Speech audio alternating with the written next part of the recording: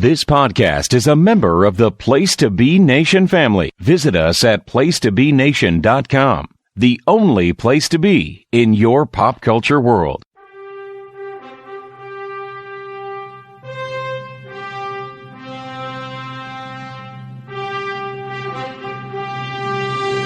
DC4U.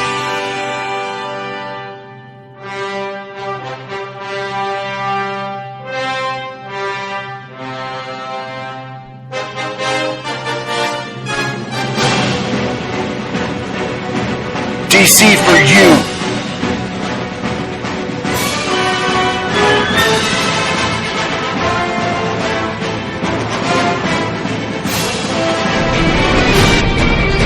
DC4U.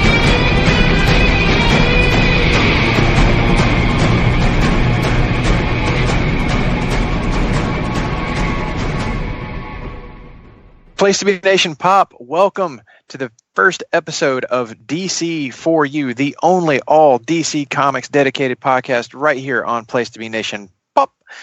And I am, of course, your host, Russell Sellers, alongside my co-host, other host, the manager, Todd Weber. How's it going today, Todd? Doing well, and I'm very excited to be here with you, celebrating the debut of a brand new show on Pop. DC4U.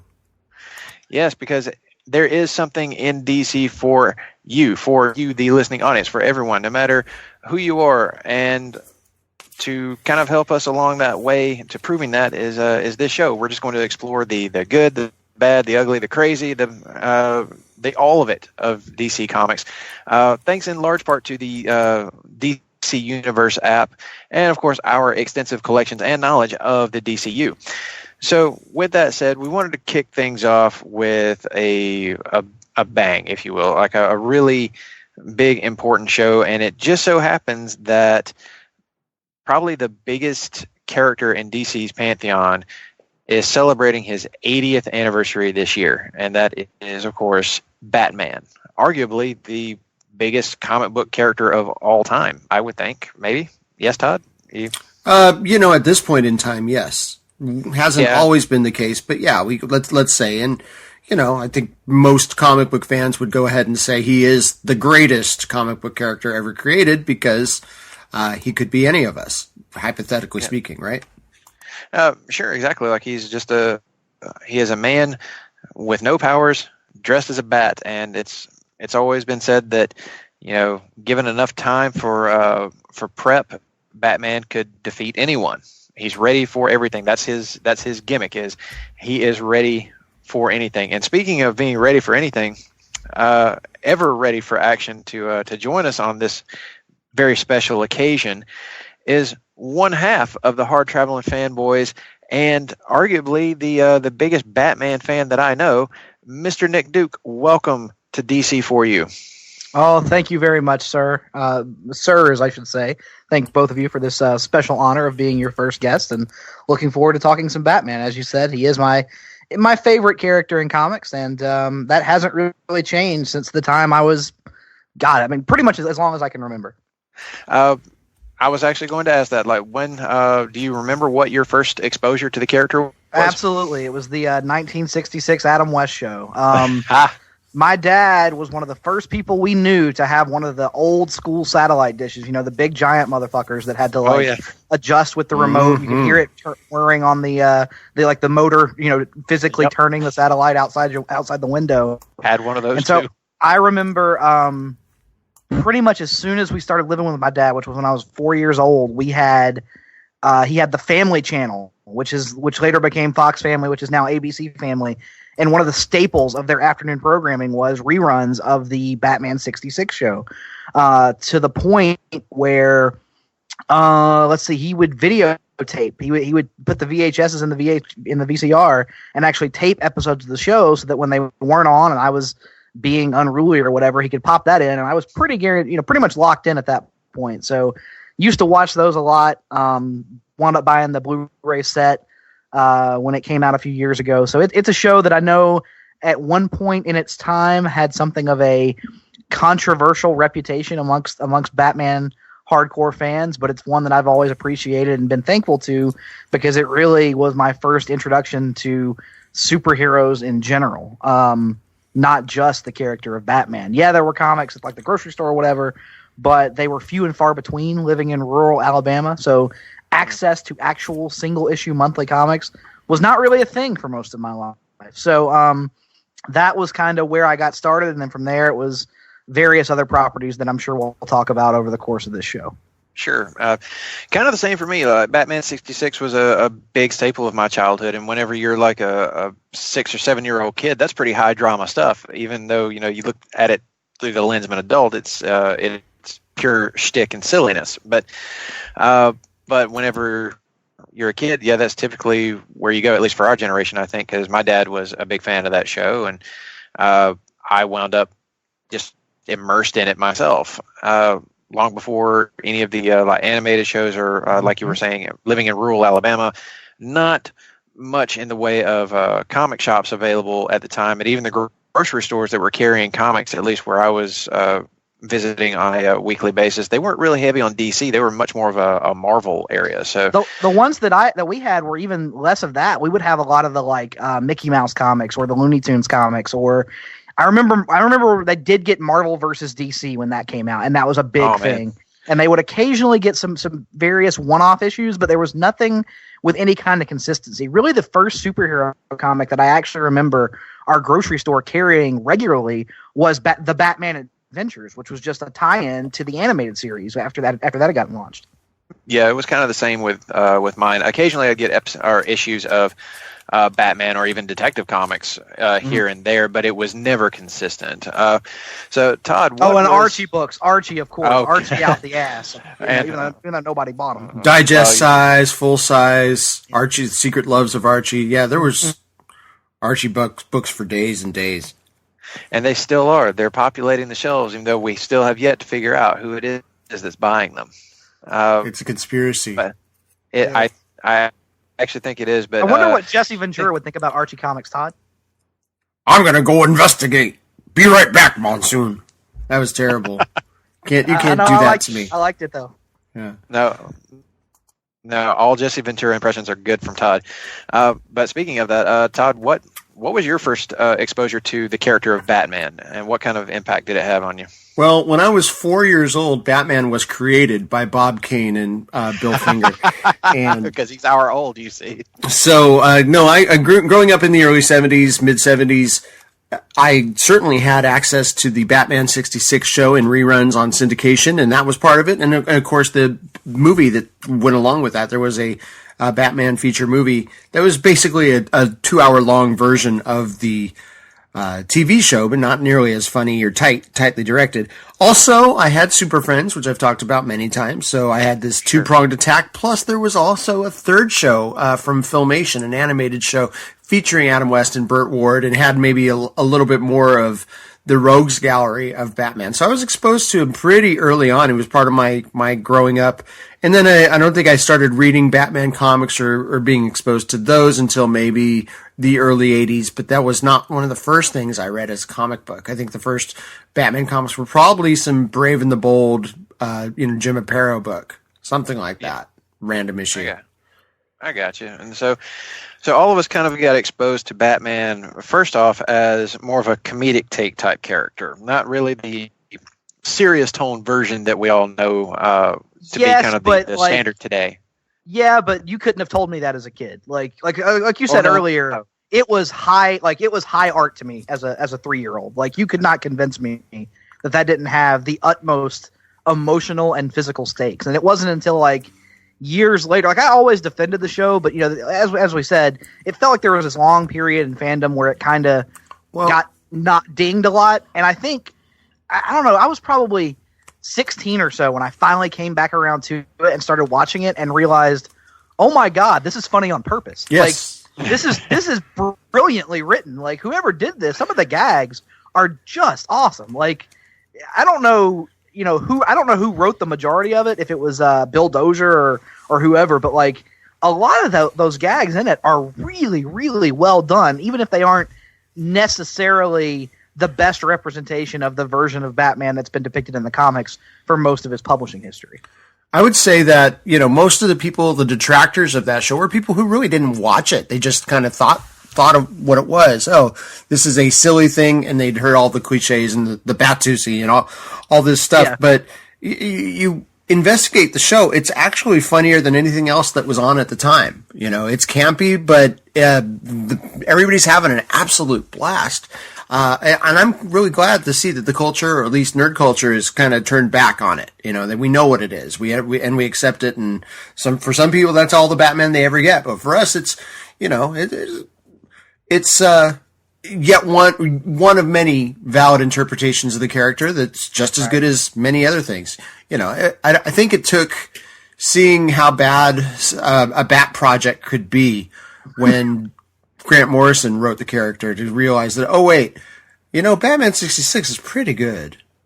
Yeah, I mean, I guess a good analogy would be I wouldn't necessarily want to paint all my walls in it, but it's a nice color option to have. It's a valid option. Do I want it as my predominant interpretation? Not necessarily, but I can still pick it up. To this day, IFC does marathons. If I'm flipping through the channels on Saturday mornings because my kids have me up way too early, it's still something that I can put on and genuinely enjoy on a level that I wouldn't have even comprehended when I was a kid. And if not for the show, would Batman have even survived to this day? That's speculative. Great question. That is a huge question mark, because as we know, the Batman comics prior to the TV show were in a bit of trouble. But the TV show suddenly breathed new life into the character and made him popular again. And I don't think the popularity has necessarily waned all that much since. Waned. It's had little. Waned. You see, I'm glad you caught that. Todd always appreciates my puns. Never. Now, speaking of definitive versions, as Nick kind of alluded to, I wanted to talk in this first half a little bit about the comics stories that really work best for each of us, and I think we each have our favorite Batman story. So, kind of want to go around the table here, and each of us kind of name it off. So, Nick, you being our distinguished guest and the biggest Batman fan I know, I think that your opinion here should carry a lot of weight with the listeners and people who have, maybe never read a Batman comic in their life. So, sir, what do you consider to be the definitive Batman comic story? I'll cheat a little bit just because there are two of these, and one of them doesn't get talked about nearly enough, at least not on the same level as the first one. But to me, Jeff Loeb and Tim Sale's Long Halloween and Dark Victory kind of go hand in hand. Applause, yes. I'm the rare person you will find who actually prefers Dark Victory to Long Halloween. I understand that's a fringe opinion, much like my opinion on the Star Wars films that often triggers Todd. But it's an opinion I'm not going to back down off of. So it's something where, to me, that story, one, it provides an artistic interpretation of Batman that is unlike any other you've ever really seen in the comics before or since. Tim Sale's visualization of not just Batman, but his supporting cast and his rogues gallery is genuinely unique and borderline disturbing at times, and yet kind of hooks you in and doesn't let you go.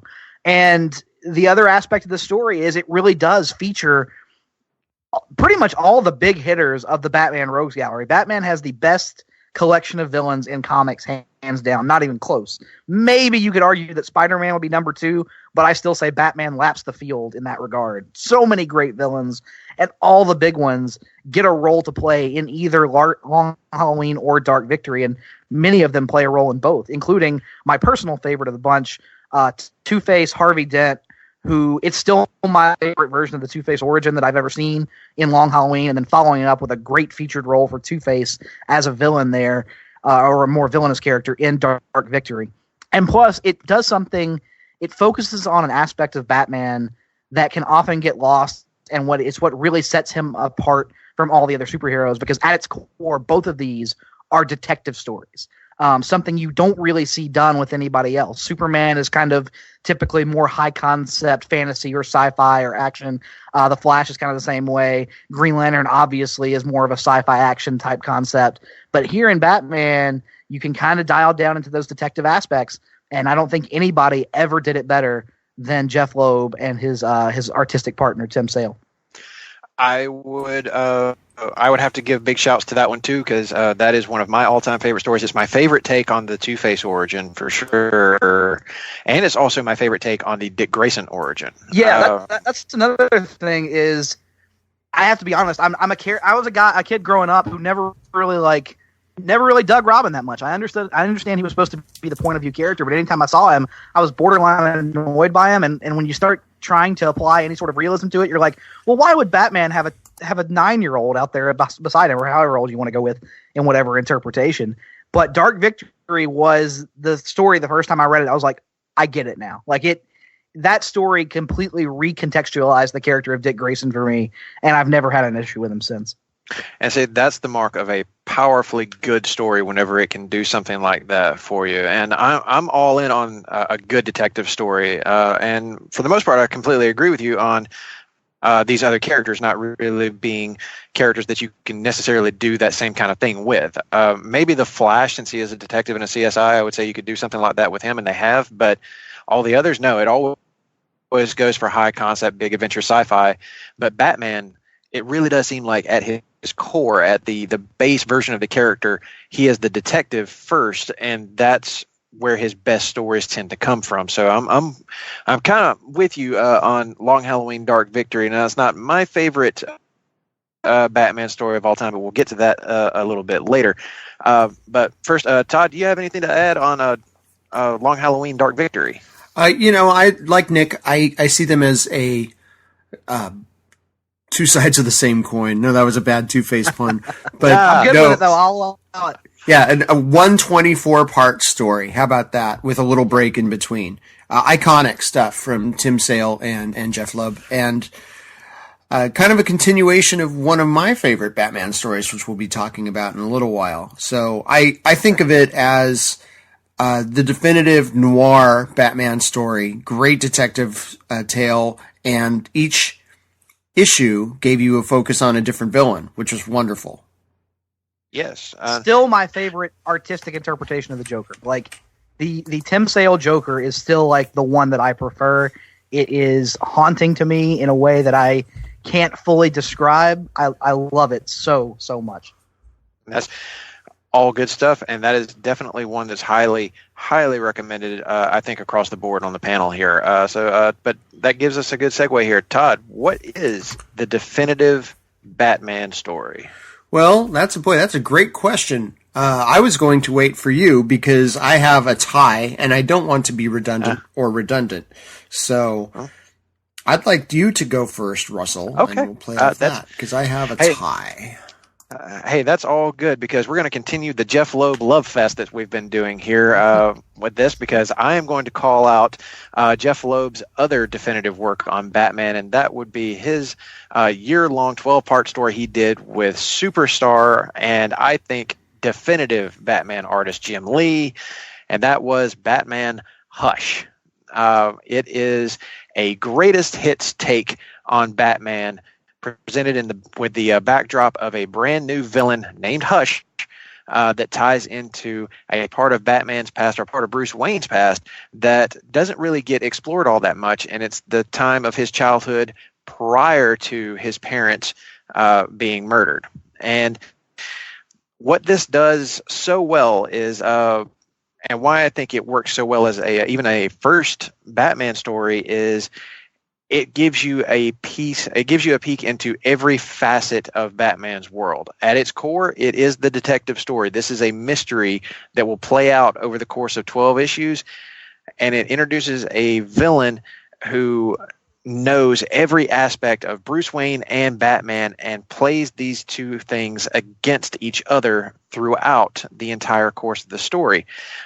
Really getting not just at Batman physically, but getting at him mentally, emotionally, spiritually. It tries to attack him. This villain tries to attack him on all fronts. And along with that, much like Long Halloween and Dark Victory, you get an appearance from pretty much every member of Batman's Rogues Gallery. All of them getting some kind of spotlight, all of them having the is this person responsible, like spotlight turned towards them until, you move on from that piece of the mystery to something else. You also get big appearances from Superman and Lois Lane.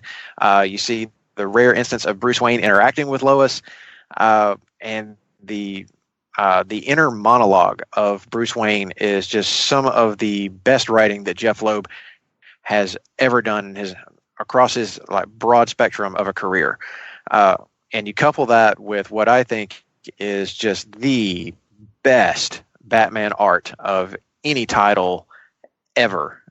This is the book to put in someone's hands. Like, if they've never experienced Batman before, but they're at least familiar with who he is and his origins and stuff, you can put this book in their hands and say, just read this. It's going to give you an action-packed, balls to the wall kind of mystery story that is going to give you everything you could possibly want from a Batman story. So for me, this is it. This is the definitive Batman, and that is Jeff Loeb and Jim Lee's Hush, which you can find on DC Universe right now. Well, you're not in any danger of being redundant. Nope.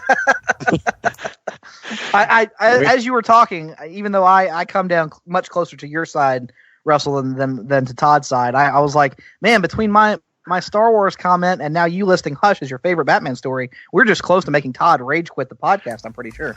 Oh, he's done that a couple of times, I think. So I would just reel him back in and say, no, you have to come in here and tell us what the real story is, because I know Todd has got the real definitive Batman story. So I'm anxious to hear it, but I know. Let's talk more about Hush though first.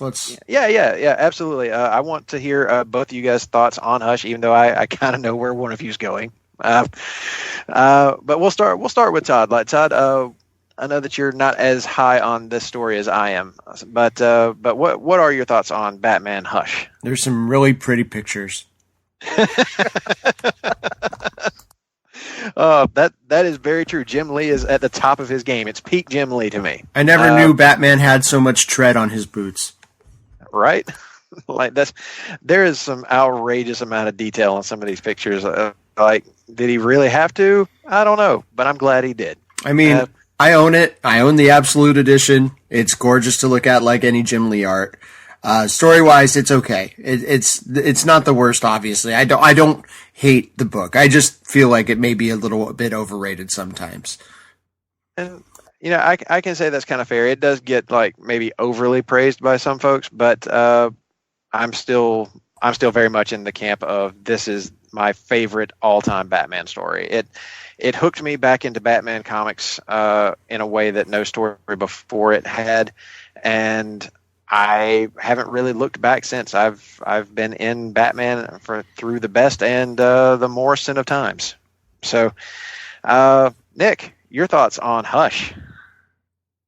I like it. I like it a lot, actually. I don't think that it would be if you were making a top 10 list of best Batman stories of all time. It's probably in the back end of my 10, maybe edged out just possibly by some other stuff, closer to 11 or 12. I'd have to really sit down and think about it. But it's still very, very good. For my money, even though he didn't really do a ton, he has Long Halloween, he has Dark Victory, he has Haunted Night, which you can take or leave various chapters of, and then of course he has Hush. I like those a lot. I like Haunted Night fine. I mean, but it's clearly. I guess my point is, to me, Jeff Loeb's the best Batman writer of all time. Despite the fact that you have a relatively limited input or output. Yes, I know you could sit there and say Frank Miller or something like that, but you've got even less output from Frank Miller. Hush is a story that is a perfect example of sometimes the obvious move isn't necessarily the wrong move. I think a lot of stories get so caught up with misdirection and shocking the audience that they sacrifice logical storytelling as a result. And this is an example of you can kind of see the twist coming, but it makes sense. And it all is in service of the story. And as you guys both said, Jim Lee's art on the book is so good that whatever minor quibbles you may have with the storytelling, I would have to think that more than makes up for it. So to me, Hush, not a top greatest of all time candidate, but still an elite level Batman story for me. And also my absolute favorite take on Catwoman. I love how she's written and drawn in this story. I think it's tremendous. Damn good Riddler too. For the record. Yes, absolutely love how Riddler is handled in the story as well. There's so much to love about it. In fact, I own the standard version of it, and I bought the noir edition that takes all the color out of it, but all the pencils and inks are there. And man, it takes on a whole new life whenever you take the color out of it. It becomes like almost a completely different type of story. It's so freaking good. I think I'm going to read it as soon as we get done recording this, actually. But with that said, Todd, I think it's time for you to name off your favorite Batman story. Yes. Well, as you all know, I'm a fan of the View Askew-verse and the works of one Kevin Smith from Clerks and Mallrats. And he was able to get some work with DC Comics where he wrote Batman in 2 limited series. And neither of them are my favorites. I just wanted to scare you. You mean you don't want Batman wetting himself in your greatest Batman story of all time? No, I do not. No. So it was the Widening Gyre and what was the other one? Cacophony, yes. Neither of those. I just wanted to put a rise in you guys. No, since we're picking our favorite Batman stories, I thought about, well, what would be the most influential Batman story for a time? And it's funny that you mentioned Frank Miller because I'm of an age where Frank Miller came in and literally changed the entire comics industry with The Dark Knight Returns in 1986. And along with Watchmen, of course. But I think a lot of people were allowed to read The Dark Knight Returns who weren't necessarily hip to Watchmen. Watchmen was kind of a grenade or a time bomb that people didn't catch on to as early as Dark Knight Returns. Dark Knight Returns really brought Batman back to the comic book forefront. And it's a tale of Batman's retirement, so to speak. So I thought about that as being my favorite. But actually, the flip side of that was 4 issues in the post-crisis tradition, and that's Batman Year One. Now, Batman Year One could be argued that it's just as much a James Gordon story as it is Batman Bruce Wayne. But and it is. It's just as much about James Gordon, but you see the Bruce Wayne Batman character through his perspective. And it's iconic.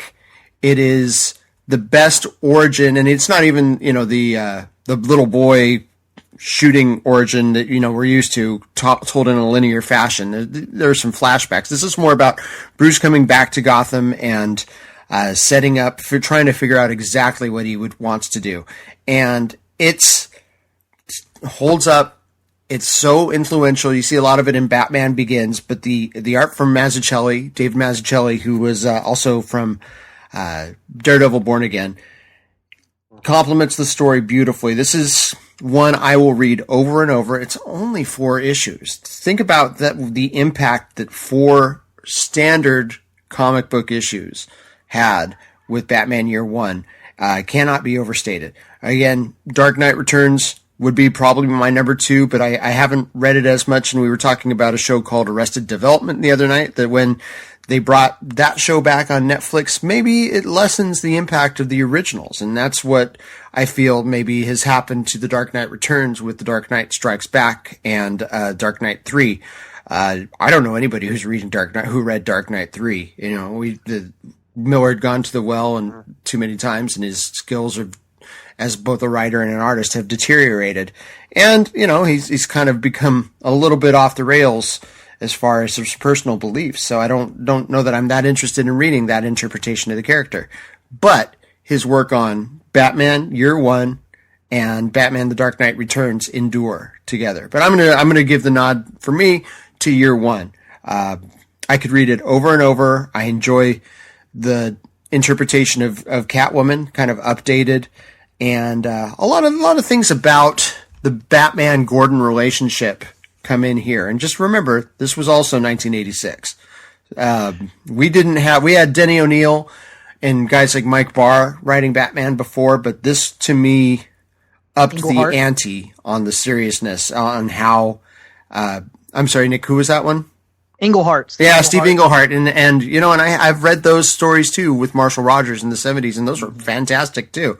But it felt like they were dropping the bucket. I mean, old time fans remember them, but they didn't have the impact on the character going forward necessarily that Year One did. Year One is the definitive post-crisis Batman that sets up the stage for 20 more years of stories, including Long Halloween, Dark Victory, eventually Hush. Hush is kind of more a modern take on to me of those. But so that's my piece. I'm going to say Year One is my favorite Batman story.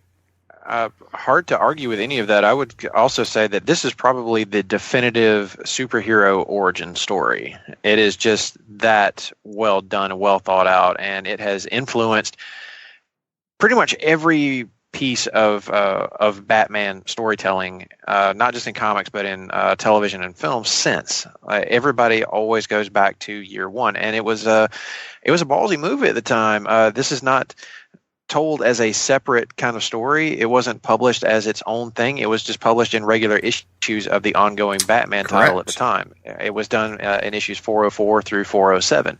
So if you get to looking for that on DC Universe, that's where you'll find it. Is under the just under Batman, and look for issues 404 to 407, and that'll be your Batman Year One story. Tremendous stuff, and probably my favorite take on Jim Gordon in all of Batman comics. So that's all I got to say on Year One. Nick, you got anything to add before we head off to a break? No, it's outstanding. It is, as Todd mentioned, it's kind of, in addition to the definitive Batman origin story, it's also the definitive Jim Gordon origin story, and that's a relationship that I've always had a huge affinity for. I think it's one of my favorite main characters to supporting character relationships in all of comics. Just an outstanding story from beginning to end, completely revolutionized the way the character was going to be approached, and as you guys said, did it in just 4 issues. And let's not forget, it also set the stage for other things, as Todd alluded to. Long Halloween and Dark Victory kind of feel like, if not direct sequels, definitely spiritual sequels, closely related spiritual sequels, that eventually kind of formed the DNA that would lead to the formation of the greatest superhero film of all time, The Dark Knight. And you can't talk about Batman's 80th anniversary without mentioning the greatest superhero film of all time, once again, The Dark Knight. Absolutely. And in the second half, we will definitely be mentioning it a little bit more as we get into talking about another big Batman anniversary celebrating this year, and that is, of course, Tim Burton's 1989 classic Batman turns 30 this year. So in our second half, we're going to talk all about that, its impact on the industry of superhero storytelling, mainly in how it probably launched the modern superhero film era. So don't go anywhere. We'll be right back to talk all about that. Promotional consideration paid for by the following. Place to Be Nation's JT Rosero and Chad Campbell here. We want to let you know that we have over 24 podcasts available on iTunes, Stitcher, Google Play, and PlaceToBeNation.com. We now offer them to you on 2 great feeds. On the Place to Be Nation Wrestling feed, we dive into topics running the gamut from today's WWE to the glory days of yesteryear and the ins and outs of the territory days. In addition to our full-length shows, we also deliver to you special pod blasts on topics old and new. The Place to Be Nation Pop feed is a veritable treasure trove of great content. Offer tremendous shows covering the land of movies, television, life, comics, and sports, brought to you by the most knowledgeable and insightful folks in the podcast world. You can find all these great shows, plus archives of our past podcasts from over the past 8 years as well, by subscribing to both feeds on iTunes. And while you're there, be sure to rate and leave feedback as well. All of these shows, plus others, available on PlaceToBeNation.com, where we cover pro wrestling, sports, movies, comics, plus in-depth stretch projects, and much more. Be sure to support our site by using www.PlaceToBeNation.com/Amazon when doing your online shopping. We want to thank our friends at Boneheads Wing Bar, ProWrestlingOnly.com, and TheHistoryOfWrestling.com as well. Be sure to follow us on Facebook, Twitter, Instagram, and Tumblr. PlaceToBeNation.com, the only place to be in your pop culture world. Welcome back to DC4U. We're here talking about Batman, celebrating 80 years of The Dark Knight. DC Comics definitive character, probably the greatest character of all time. And of course, joining me on the panel is Hardchild and Fanboy Nick Duke and my co-host Todd Weber. And we're just going to get right back into this because there's another big anniversary happening this year, and that is the 1989 Batman film, directed by Tim Burton and starring Michael Keaton and Jack Nicholson. Turns 30 this year. Do you feel old yet? Because I'm feeling a bit of the weight of it myself. I feel as young as I ever do. Oh, well. Stop the trolling. Nick has discovered the fountain of youth. I don't know quite what it is, but he seems to just always remain Nick. And that's, what else can you say for him? But I think as we like to do here whenever we have a guest on, we're going to start with the guest, and we're just going to get into a discussion here about that film, about the 1989 Batman movie, and all the craziness surrounding it, surrounding its production, like all the just like weird things that happened, the big names from comics at the time that were actually involved in putting this thing together, and of course our overall impressions, what we like and what we don't like about the movie. So Nick, the floor is yours, sir. Batman 1989. What do you think? Oh God, so much you could say about it.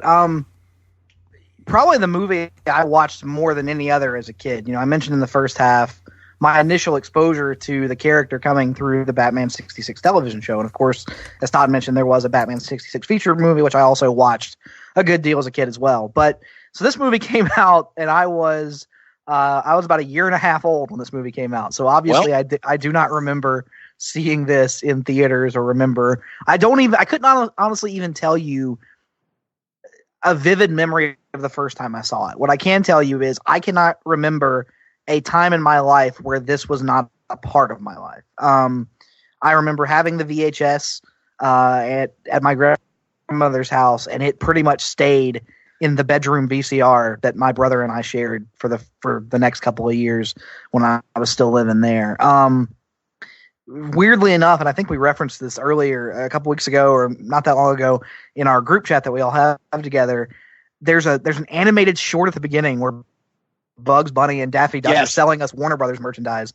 And I don't know why, but I vividly remember that to this day, probably because I watched it so many times as a kid. And like you look back at it now as an adult, is it necessarily something that I should have been watching at 3 or 4? No. Maybe not. But you know, it was what we had at the time. Like, there wasn't exactly a plethora of new Batman material coming out. The animated series had not started yet. We were kind of in between interpretations on television. I know you had various animated properties throughout the character's history, but the seminal work had not yet come, and so you were kind of hurting for Batman material. So I either had to watch the 66 VHSs recorded off of TV, like I mentioned earlier, or I had this, and I wore it out as a kid. Probably watched it twice a week there for about a year to a year and a half.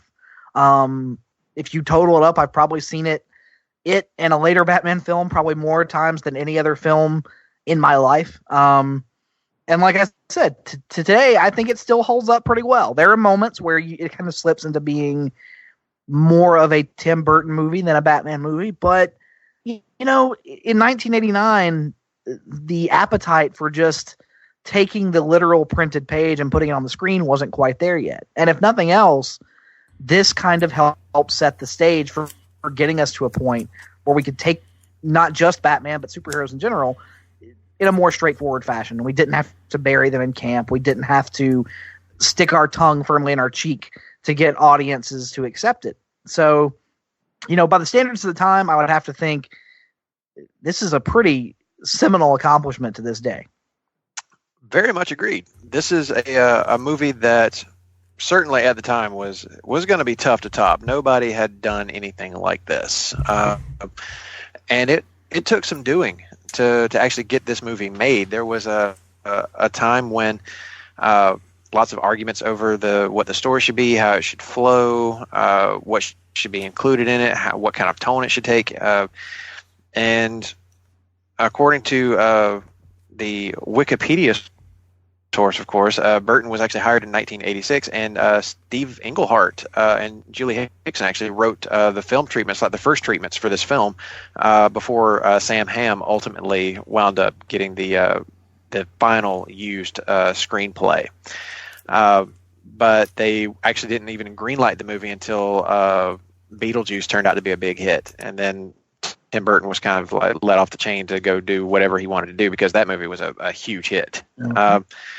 And probably the most controversial thing about the movie, though, at the time was the casting of Michael Keaton as Batman. Keaton was known primarily as a comedic actor. He had been very much typecast as that during that part of his career. And the internet didn't exist then, kids. So the backlash came in like handwritten letters and people being interviewed on television, from what I understand. But for a different perspective on that, I had to turn to somebody who might have a clearer memory of those days than I would, because I was 7 at the time, and the whole like casting controversies hadn't really become a thing to me. So Todd, you were about 17 when this movie came out. So did you hear about any of this? Were any of these controversies things that you were aware of when Michael Keaton was cast as Batman? The controversy was alive and well and very well known to the public, at least people reading magazines like Rolling Stone and Spin and some of the movie magazines, Starlog magazine. I don't know if you guys remember that. Yeah. The fanboy mags, stuff where we would find out the behind the scenes of these. And so people were not necessarily thrilled about Michael Keaton in general. I remember myself being kind of ambivalent, kind of skeptical, because I had known of Michael Keaton as a good actor, both from Beetlejuice and, say, Mr. Mom, and had done some other things. But I'd also had seen, I believe it's called Pacific Heights, and I don't know if that was after, or I may be messing up my timeline. I had seen him be serious in certain things, too. So I knew he could be. But then again, we didn't have all that. The public didn't have that much of an expectation for Batman as a character, other than, say, I'm thinking the larger public, the just people consuming pop culture in general and not comic books. They remembered Batman from Batman 66, and that was pretty much it. Otherwise he was just this fringe, I won't even say a fringe character, just another superhero. And getting this movie made and putting Batman into the larger public eye was very much a very important achievement, considering Superman by the Richard Donner films, or at least technically the first one, the Salkinds, who I'm thinking of. They put out their 4 Superman films between 1977 and 1987. This only was 2 years after Superman 4: The Quest for Peace, which is one of the worst films ever made. It endures as kind of the lowest point. So superhero movies, you weren't expecting much of them from anything. So we had heard the rumblings about a Batman movie in development for a few years, and then finally you saw that one first picture of Keaton in the black batsuit, the publicity photo, I think, maybe in the February or March issue of Rolling Stone, and it was on, because this is going to be very different. This is going to be different than anything we've ever seen before. And Warner Brothers, DC hedged their bets by signing Nicholson for the film. Jack Nicholson's casting was kind of a safety net, because if the Keaton experiment didn't work out, well, at least people are going to come to see Jack Nicholson as the Joker. And they spent a lot of money to have Joker played by Nicholson in the film. And then again, this film is almost as much a Joker film as it is Batman. In fact, Nicholson gets top billing on the picture, much like Marlon Brando and Gene Hackman were billed above Christopher Reeve in the Superman film. And that was apparently by demand by Jack Nicholson, who would only agree to the film if he were like not only paid more than pretty much anybody, given top billing, and also a percentage of the box office receipts. So he had big demands coming into this one, but I would say that was money well spent. the production budget was listed as 35 million, but the other reports say that it ballooned up to 48 million. My God, just thinking about that now, like I can't imagine a superhero movie actually made for that little in the modern era. That's just mind blowing to me. But the movie went on to be a huge hit, grossing over $411 million worldwide. So, which would, if you adjust that for inflation, that's probably like close to $1 billion take in today's box office. I mean, it's a massive deal. Like people forget. I mean, and granted, I wasn't alive at the time, so I say people forget. Like I have some sort of firsthand knowledge, but like I don't think it's talked about enough today how much of a cultural phenomenon that first Batman movie was. Like I remember buying off the clearance rack at a video store, like a documentary they did right after it came out, because like Batmania had kind of swept the nation again for the first time since essentially the 60s when the Adam West show was on fire and kind of the hot thing in pop culture. So a massive deal at that time. Yeah, it's one of those things that the marketing people who worked for this movie, they earned every dollar for what they did. They were able to get this out there in front of people, turn on, like basically reinvent the hype machine, because this was next level hype when this movie was around. Even though I was really young at the time, I was 7 when this movie came out. The hype was reaching me, and I was not exactly like, as plugged into to pop culture as I am now. But even my parents, who were not necessarily always interested in stuff like this, even they were like, wow, this seems like a real cultural event. This seems like a big moment that's happening right here. So much so that this actually wound up being the very first movie that my dad took me to see, just as a father and son outing. So I got a lot of fond memories of watching this movie in theater, and me and my dad had very different takes on it, seeing as the 60s Batman, the more comedic take, was what he was used to. And this is, of course, a pretty dark movie by comparison. But even still, it does have a few scenes in it that are almost direct callbacks to the 1960s show. I don't know if you guys remember the museum scene, the art museum scene. The way that is shot with the gas coming in through the vents, and just the way it all plays out, it's very much like this is Burton's homage to the 1966 show. And it's just like, he's like, okay, I'm going to take the color aesthetic and the angles that they shot with, and then I'm just going to pump in a bunch of me and of the macabre into this. And it becomes a very odd yet incredibly effective mixture for me, and it's one of my favorite scenes in the movie. I remember that scene. Jack Nicholson kind of dancing around. Yes. With the beret. Dancing around to Prince. Dancing around the beret, the Prince music, Party Man playing. Just absolutely tremendous scene. And also the scene that kind of culminates with the first face-to-face moment between Batman and the Joker, which is a pretty powerful moment in and of itself. So that's one of my all-time favorite scenes in the movie. Nick, what would be one of your favorite scenes, or your all-time favorite scene in the film? The parade sequence near the end, when you kind of get to see the Batwing in action for the first time, and also it's got arguably my 2 favorite Nicholson lines from the entire movie, with my balloons and Bob Gunn. Like those, I mean, the Nicholson take is one that I know some people have kind of dogged on a little bit now that we kind of have Heath Ledger as the prevailing take, but I think you can enjoy them both. They're 2 distinct versions. They really don't have much to do with one another, and the Nicholson performance is still one that I love and adore to this day. And those 2, like the crestfallen my balloons that gives way to Bob Gunn, is like, between that and the visual of the Batwing, they do the cool thing where the Batwing goes up and kind of goes into stops in free front of the fall moon. right in front of the moon and then drops back down.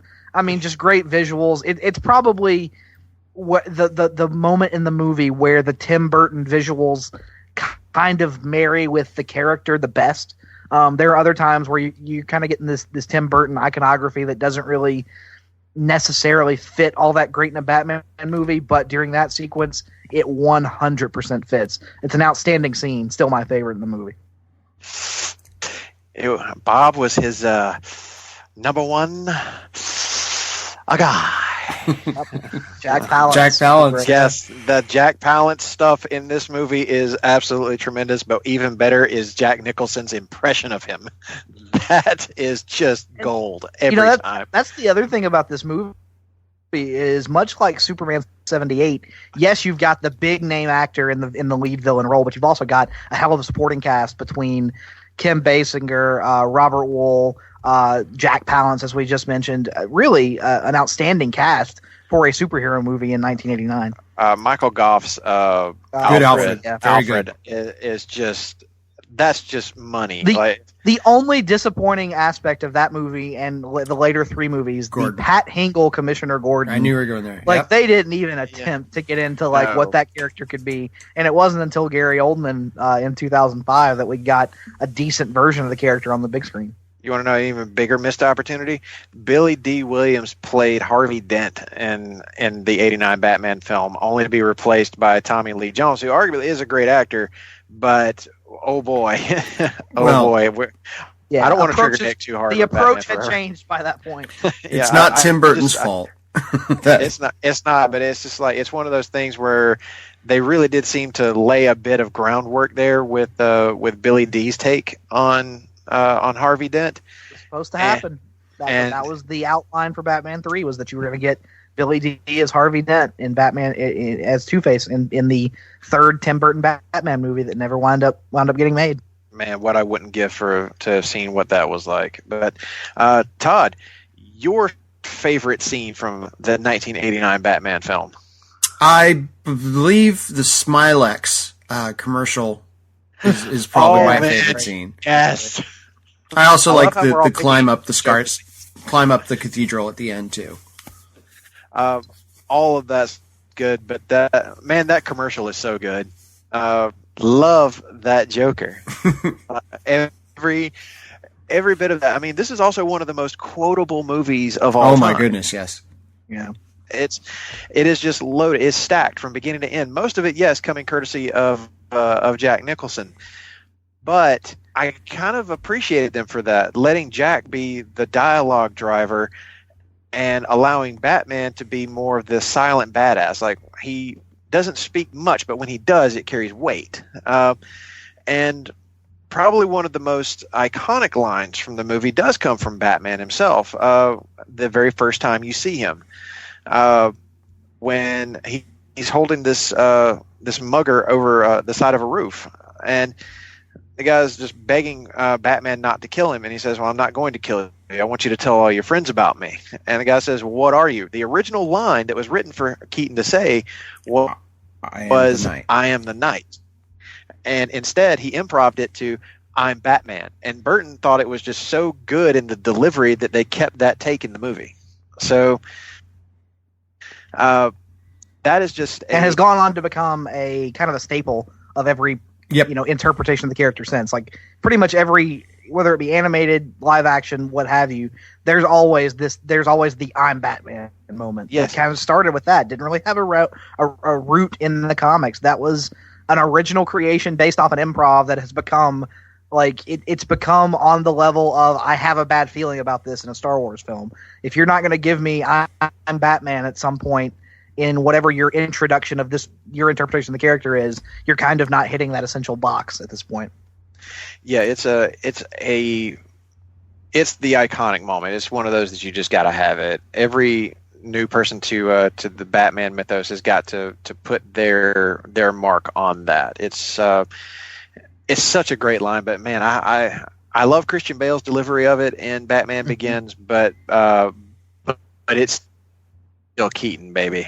Like his line, his delivery is just right on.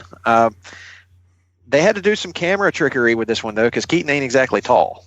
No. And he's I think he's built around 5'7", and at one point they do definitively say there's a 6-foot bat running around Gotham City, and I was like, well, if he is, then he's got some serious lifts in them shoes. Lifts in the boots, muscles on the suit, like measuring from the ears. Yeah, Keaton did not exactly have to get in like Hugh Jackman type shape to play this role.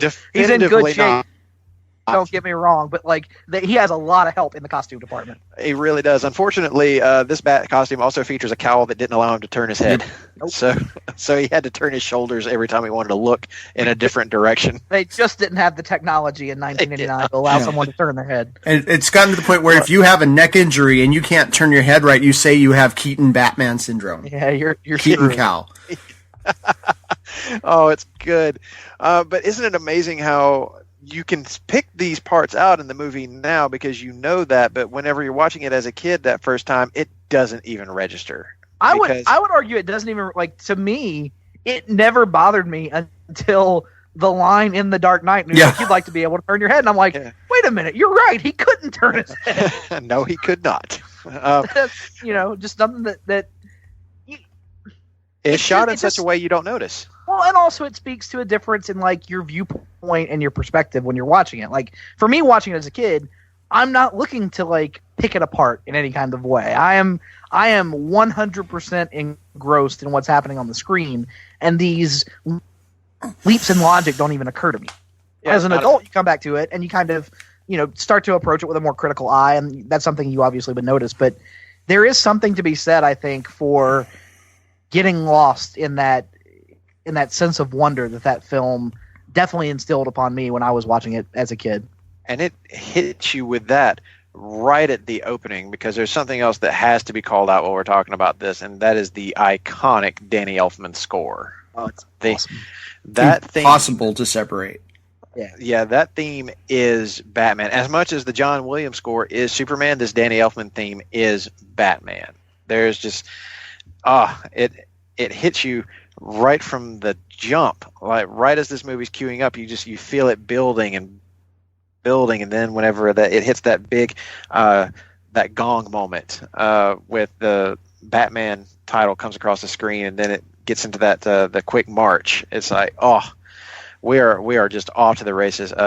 Todd, what was it like the first time you heard that? Oh yeah, it just from the very opening credits. Sorry, that was terrible. No, it was great. You were able to. There's no such thing as a bad version of that.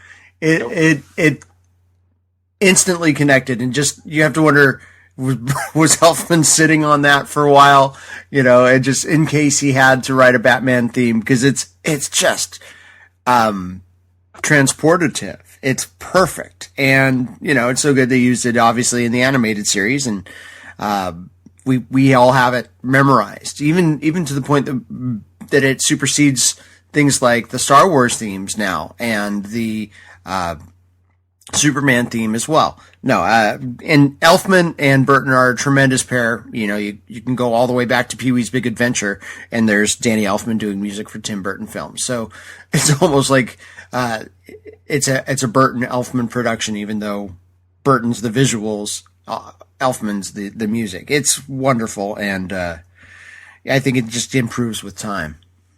Yeah, it never gets old. Nick, your thoughts on that theme? Oh my God.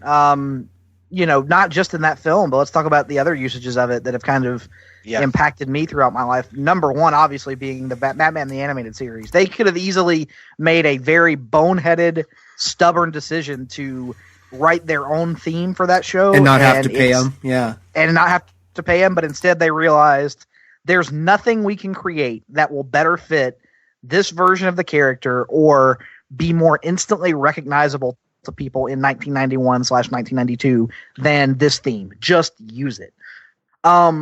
It's a theme, Todd. You kind of did your vocal version of it, and you said it was bad. And I was like, "There's no such thing as a bad version of that theme," because one of my favorite versions of it is I played the hell out of the Super Nintendo Batman Returns side scroller when I was a kid, and the SNES version of that theme is dropped across most of the levels that you play in that game. And I still have that very particular electronic kind of version of it that runs through my head at a given point.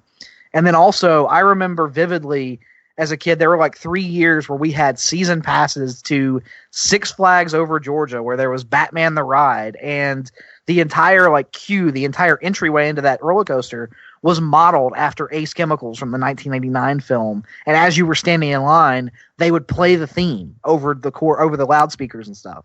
And it got to a point where I looked forward to standing in line for the ride just as much as I looked forward to actually riding the ride, because it kind of like made me feel like I was in the 89 movie. So yeah, that theme is iconic. I think way back in the early days of the HTF podcast, we did a top 5 themes / score / songs countdown. And I recall it was both mine and Greg's number 1. I think it kind of has to be. It's that iconic. It has no disrespect to the themes that were written for the Nolan trilogy. Those were good, but they're not this. Yeah. This is next level. I don't know that there'll ever be anything quite as good as what Danny Elfman created here. And it just fits so well, like as visually perfect as Burton got it right at the beginning. It was like Danny Elfman, like Todd said, I think he may have just been sitting on this and said, you know what, I got something for that.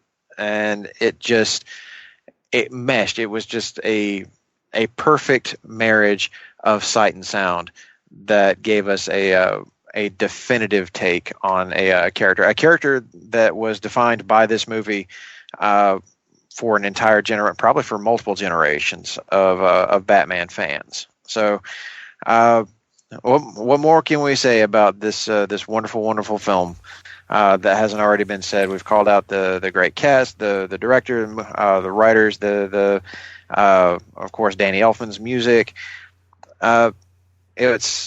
It's one of those that really does hold up. It stands the test of time, and that's what makes it a true classic, regardless of what films came after it. The 1989 Batman stands up, and I think will always hold up as a definitive take on The Dark Knight.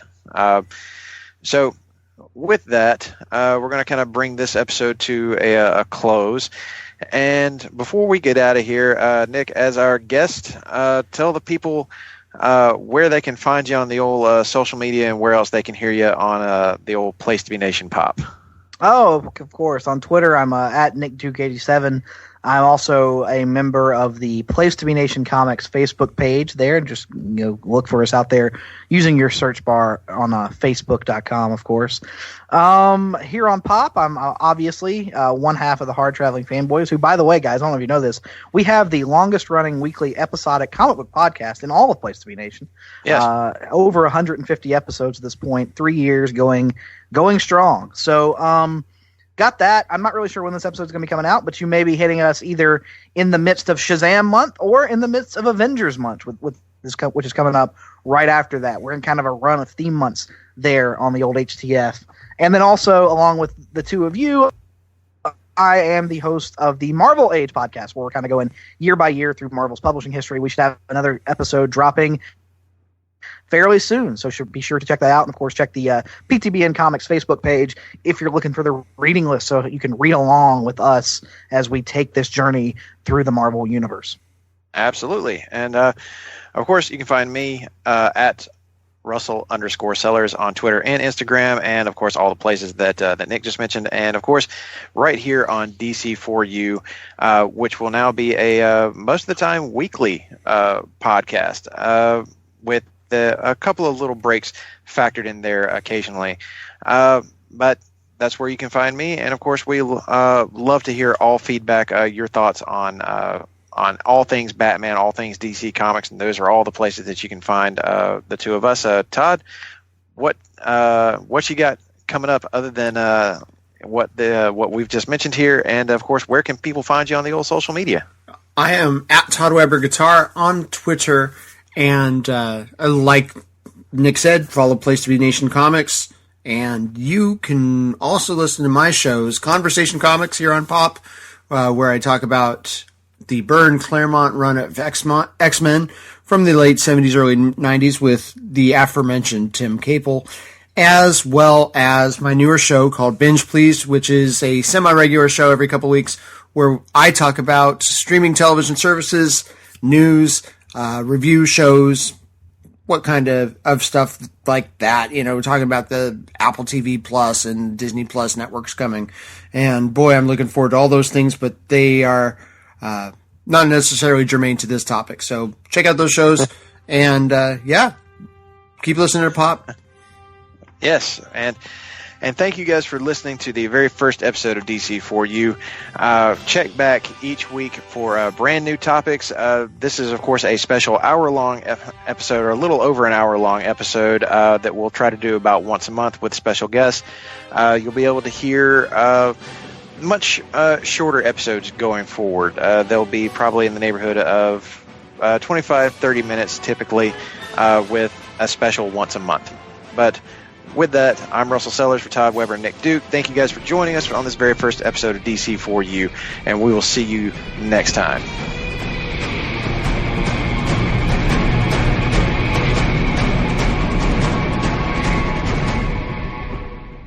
DC4U.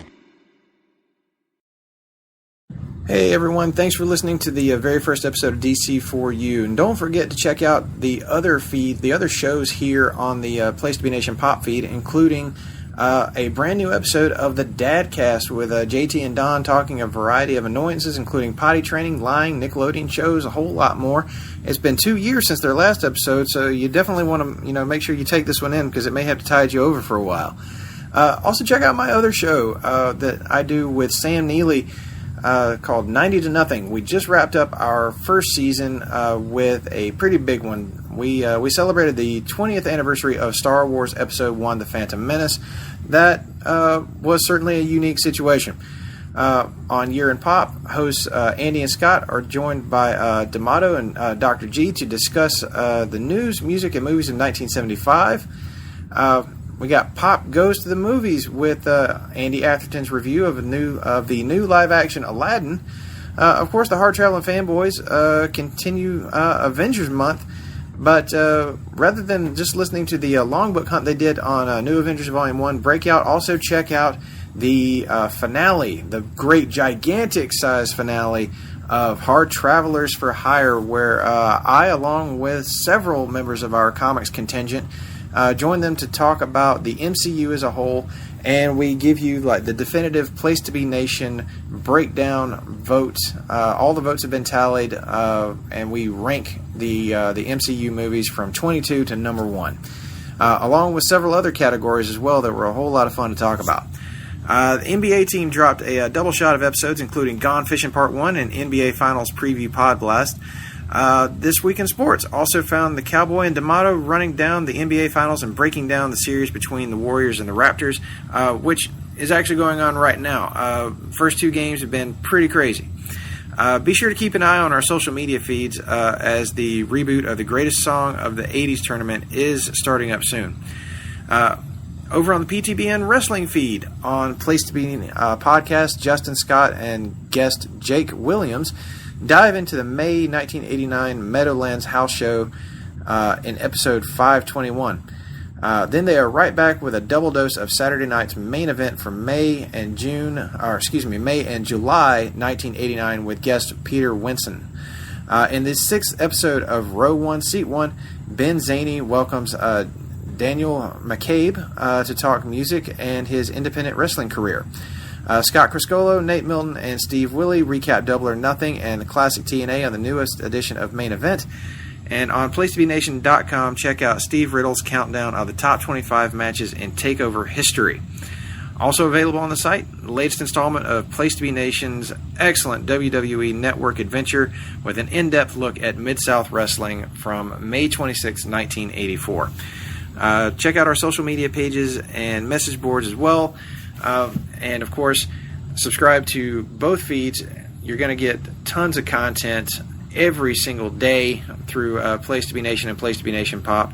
And once again, thanks for listening to the very first episode of DC4U, and we will see you again next week.